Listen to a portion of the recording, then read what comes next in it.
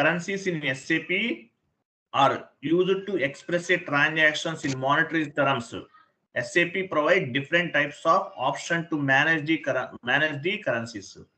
Different types of the currencies ni manage చేయడానికి మనకి SAP లో ఆప్షన్స్ అనేవి ఉన్నాయి.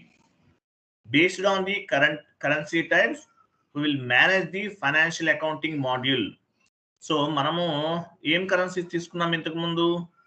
Local currency, group currency, reporting purpose కొన్ని కరెన్సీస్ తీసుకున్నాం, అంటే అవే యూజ్ చేస్తాం.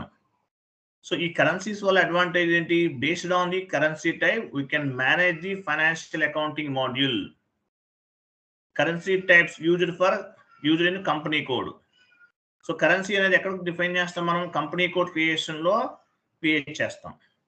At the time of accounting entry creation, whatever currency we have specified, this is called local currency or company code currency.